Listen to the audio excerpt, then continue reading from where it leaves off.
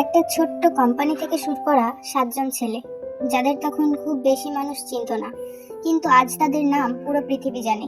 তারা শুধু একটা কেপপ গ্রুপ নয়, তারা লক্ষ লক্ষ মানুষের ইন্সপিরেশন।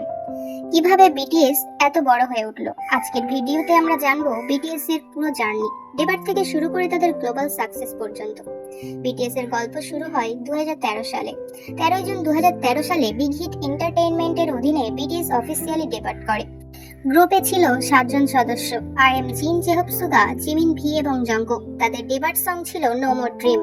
শুরুটা কিন্তু একদম সহজ ছিল না। তখন বিগ হিট ছিল বড় কোম্পানির মতো শক্তিশালী নয়। বিটিএস কে অনেক পরিশ্রম করে নিজেদের জায়গা তৈরি করতে হয়েছিল। চলো একবার বিটিএস এর 7জন সদস্যের সঙ্গে পরিচয় হয়ে নিই। RM বিটিএস এর লিডার এবং একজন অসাধারণ র্যাপার। জিন গ্রুপের ওল্ডেস্ট মেম্বার, যার পার্সোনালিটি এবং হিউমার আর্মিদের খুব প্রিয়। সুগা র্যাপার, প্রোডিউসার এবং সংরাইটার। জেহব গ্রুপের বেস্ট ডান্সার এবং পারফরমেন্সের এনার্জি। জিমিন তার বিউটিফুল ভয়েস এবং ডান্সের জন্য পরিচিত। ভি যার ডিপ ভয়েস এবং ইউনিক পার্সোনালিটি তাকে আলাদা করে তোলে। আর জঙ্কুক বিটিএস এর ইয়ংগেস্ট মেম্বার, যাকে আর্মিরা ভালোবেসে গোল্ডেন মাকনি বলে। বিটিএস এর প্রথম দিকের বছরগুলো ছিল অনেক কঠিন। তাদের অনেক সময় ছোট ভেন্যুতে পারফর্ম করতে হয়েছে। আজকের মতো বিশাল অডিয়েন্স বা ওয়ার্ল্ড ওয়াইড পপুলারিটি তাদের ছিল না, কিন্তু তাদের মধ্যে একটা জিনিস ছিল, তারা হাল ছাড়েনি। তাদের মিউজিকে ইয়ুথ ড্রিমস বাস্তব বিষয় উঠে আসতে শুরু করে, আর ধীরে ধীরে তাদের মিউজিকের সঙ্গে মানুষ নিজেদের জীবনের কানেকশন খুঁজে পেতে থাকে। এভাবে বিটিএস এর সঙ্গে তৈরি হতে থাকে তাদের সবচেয়ে বড় শক্তি আর্মি। 2015 থেকে বিটিএস এর পপুলারিটি দ্রুত বাড়তে শুরু করে। The most beautiful moment in life series তাদের ক্যারিয়ারের গুরুত্বপূর্ণ টার্নিং পয়েন্ট হয়ে ওঠে। এরপর আসে আরো বড় সাকসেস। তাদের মিউজিক শুধু কোরিয়াতেই নয়, ধীরে ধীরে ইন্টারন্যাশনাল ফ্যান্সের কাছে পৌঁছে যেতে থাকে। আর তখন থেকে বিটিএস বুঝতে শুরু করে তাদের মিউজিকের ভাষা কোরিয়ান হলেও তাদের গল্পের সঙ্গে পৃথিবীর যে কোনো প্রান্তের মানুষ কানেক্ট করতে পারে। এরপর আসে বিটিএস এর ক্যারিয়ারের অন্যতম বড় টার্নিং পয়েন্ট। 2017 সালে বিটিএস বিলবোর্ড মিউজিক অ্যাওয়ার্ডসে টপ সোশ্যাল আর্টিস্ট অ্যাওয়ার্ড জেতে। এটা ছিল তাদের ইন্টারন্যাশনাল রেকগনাইজেশন এর একটি বড় মুহূর্ত। এরপর বিটিএস এর পপুলারিটি আরো দ্রুত বাড়তে থাকে। ডিএনএ, ফেক লাভ, আইডল, একটার পর একটা হিট সং তাদের গ্লোবাল অডিয়েন্স আরো বড় করে তোলে। এখন বিটিএস কেপপ ফ্যান্স গ্রুপ নয়, তারা হয়ে উঠতে শুরু করে গ্লোবাল আর্টিস্ট। 2020 সালে পৃথিবী যখন একটা কঠিন সময়ের মধ্য দিয়ে যাচ্ছিল, তখন বিটিএস নিয়ে আসে ডাইনামাইট। এটা ছিল তাদের প্রথম সম্পূর্ণ ইংলিশ সং।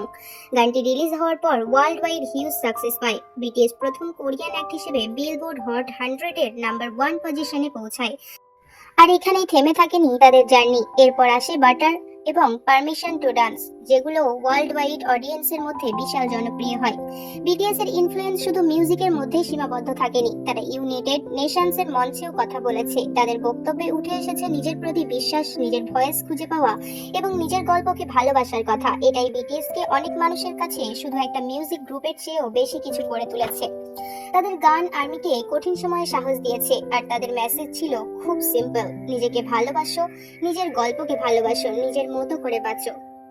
বিটিএস এর গ্রুপ জার্নির পাশাপাশি প্রত্যেক মেম্বার নিজের নিজের আর্টিস্টিক জার্নিও শুরু করেছে। RM, জিন, সুগা, জেহব, জিমিন, ভি, জঙ্কুক প্রত্যেকেই নিজের স্টাইল এবং পার্সোনালিটি অনুযায়ী মিউজিক প্রকাশ করেছে। আর এখানেই বিটিএস এর একটা বিশেষ দিক দেখা যায়। 7জন একসঙ্গে থাকলেও প্রত্যেকের নিজস্ব আইডেন্টিটি রয়েছে। তাদের সোলো মিউজিক আমাদের বিটিএস এর প্রতিটি মেম্বারকে আরো কাছ থেকে চিনতে সাহায্য করেছে। কিন্তু বিটিএস এর জার্নি আর্মিকে ছাড়া অসম্পূর্ণ। আর্মি শুধু বিটিএস এর মিউজিক শোনে না, তারা বিটিএস এর জার্নির প্রতিটি স্টেজের সঙ্গে বড় হয়েছে।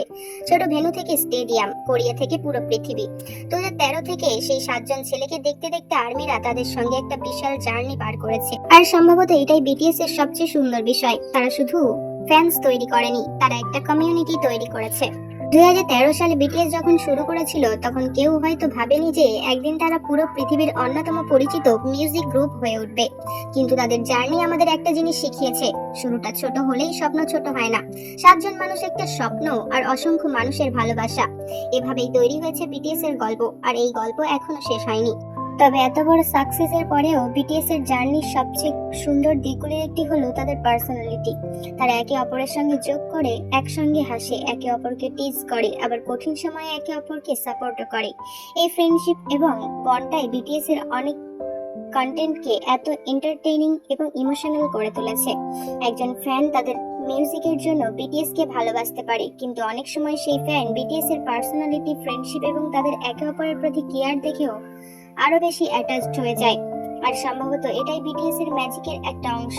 তারা নিজেদের মতো করেই ফ্যান্সের সামনে থাকতে পছন্দ করে।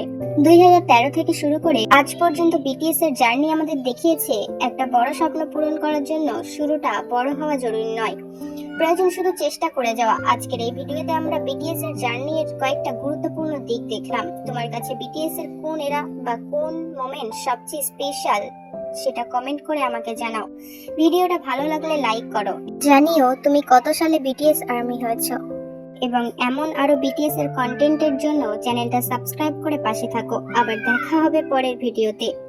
বোরাহে আর্মি।